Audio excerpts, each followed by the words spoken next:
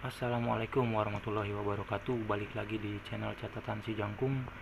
Di video kali ini saya akan sedikit mengulas tentang burayak ikan mas koki saya yang baru menetas usia 3 hari ya. Dia masih sekecil-kecil jarum. Kita akan bahas bagaimana cara merawatnya, apa saja makanannya. Sekarang kita bahas. Dan saya ingatkan buat teman-teman yang belum subscribe, tolong di subscribe dulu, like, share, dan komen juga agar saya semakin semangat membuat video-video selanjutnya. Ya udah, kalau gitu langsung aja yuk kita simak videonya sampai habis. Oke teman-teman, jadi inilah tampilan burayak usia 3 hari. Masih sebesar-besar jarum.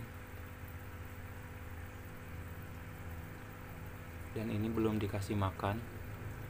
Rencananya dikasih makannya itu usia 4 hari atau besok tanggal 21 Oktober 2020.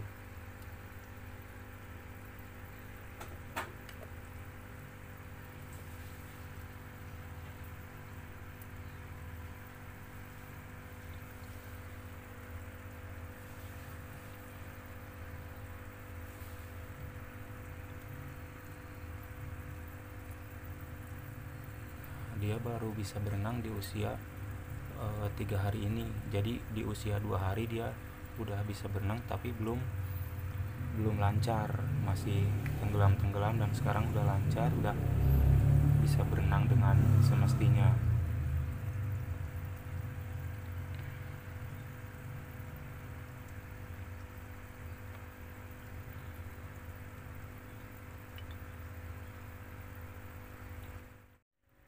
Kemudian ini pun sama, usia 3 hari, ada 4 wadah, dan ini adalah 2 jenis burayak ikan mas koki yang berbeda.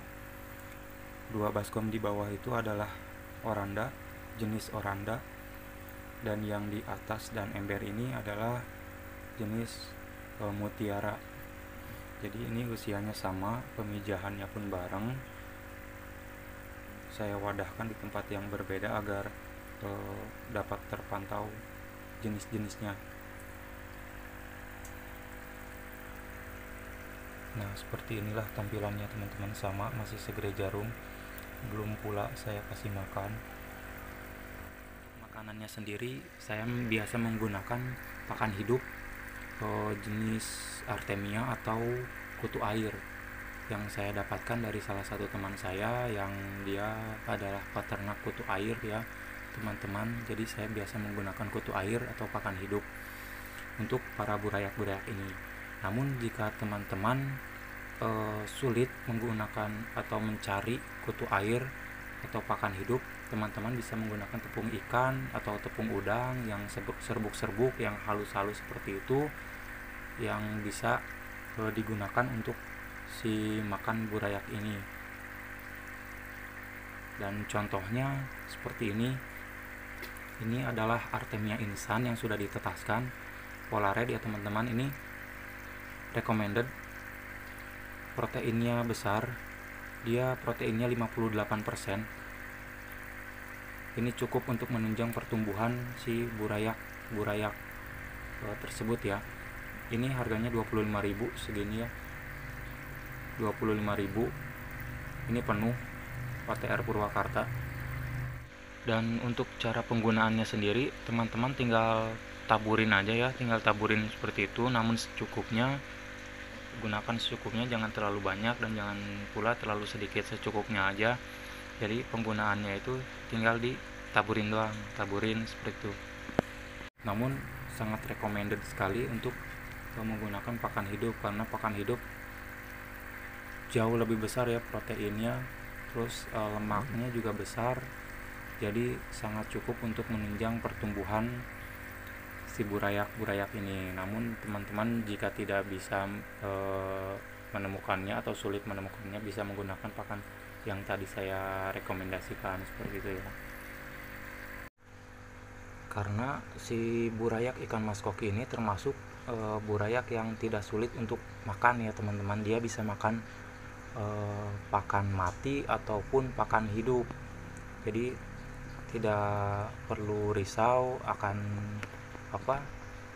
memberikan makan apa kepada si burayak ini, karena mereka notabene nggak susah ya teman-teman, omnivora, jadi pemakan segala. Dia bisa makan pakan hidup, bisa pakan mati, seperti itu ya teman-teman. Dan nanti di usia 2 minggu biasanya saya sudah mengajarkan si burayak ini untuk makan cacing sutra. Namun cacing sutranya itu harus dipotong-potong dulu ya teman-teman, dipotong-potong menggunakan pisau atau benda tajam apapun agar masuk ke mulut si burayak, seperti itu. Karena di usia 3 minggu si burayak ini biasanya sudah saya kasih makan cacing sutra full untuk membuat pertumbuhannya itu lebih maksimal, karena protein dan lemak yang terkandung di dalam cacing sutra itu ya, menurut informasi sangat besar. Jadi sangat bagus untuk perkembangan burayak-burayak ikan, seperti itu ya teman-teman. Dan waktu untuk pemindahan ke tempat pembesarannya itu biasanya saya memindahkan si burayak ini di usia 10 hari, ya minimal 8 hari lah, usia 8 hari. Tapi kalau saya itu biasa memindahkan burayak ke tempat yang lebih besar di usia 10 hari. Jadi ketika sudah agak besar saya pindahkan ke tempat yang lebih besar. Ketika si burayak sudah beranjak lebih besar, saya tempatkan di tempat yang lebih besar, dan ketika lebih besar lagi saya tempatkan lagi di tempat yang lebih besar lagi, seperti itu. Jadi bertahap teman-teman.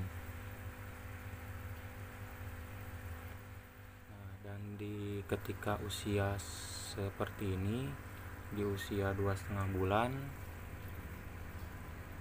ini dikasih makannya cacing sutra teman-teman, cacing sutra dan juga pelet selang-seling ya, agar mereka nggak merasa bosan dengan apa yang mereka makan. Jadi kalau pagi dikasih cacing sutra, siangnya kasih pelet, sorenya kasih cacing sutra lagi, seperti itu biar mereka nggak bosan. Oh ya, untuk cara memindahkan burayak ke ikan nanti akan saya share videonya, alat apa yang digunakan dan seperti apa caranya. Nanti akan saya buatkan videonya, akan saya share di video selanjutnya. Dan apabila teman-teman memiliki ruang lingkungan di rumah yang luas, akan lebih bagus jika ditempatkan di kolam yang besar ya, agar pertumbuhannya pun cepat. Kalau saya ini kolamnya kolam-kolam kecil, kolam-kolam portable, karena lingkungannya sempit seadanya, jadi saya pakainya ya yang sebesar-besar ini, semeteran. Jadi pertumbuhannya pun ya tidak begitu cepat ya. Usia 2,5 bulan itu ya segede gitu, segede jempol tangan, ada yang segede jempol kaki. Jadi apabila ditempatkan di wadah yang lebih besar atau di kolam, dia akan tumbuh sangat cepat ya teman-teman. Dia akan berkembang dengan pesat dan baik, juga dibarengi dengan pakan yang berkualitas, yang artinya memiliki protein dan lemak yang cukup tinggi ya, seperti pakan hidup, seperti itu.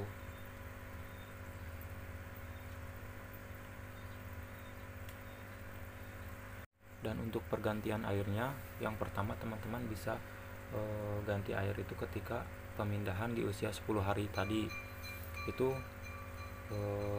pergantian air pertama. Dan pergantian air kemudian yaitu teman-teman mengganti air apabila si wadah burayak tempat tinggalnya itu udah kotor, udah emang nggak layak, itu bisa diganti dengan air yang baru. Namun airnya itu harus diendapkan minimal 1 kali 24 jam. Jadi jangan air yang baru ngocor terus ditempatkan untuk burayak, itu jangan. Karena air yang ada di dalam tanah dengan di luar ruangan itu beda ya, pH-nya beda, suhunya. Jadi harus diendapkan minimal 1 kali 24 jam atau 1 hari 1 malam, itu agar pH air stabil dan normal mengikuti suhu air ruangan ya, luar ruangan. Seperti itu, agar si burayak tidak kaget ketika dimasukkan ke wadah air yang baru, dan juga nggak stres dengan kondisi air barunya. Oke teman-teman, sampai di sini dulu video kali ini. Semoga bermanfaat, dan apabila teman-teman mempunyai masukan atau saran atau pertanyaan, silahkan tulis di kolom komentar, like, share, dan komen juga, dan jangan lupa subscribe bagi teman-teman yang belum subscribe. Sampai di sini dulu, sampai bertemu lagi di video-video selanjutnya. Wassalamualaikum warahmatullahi wabarakatuh.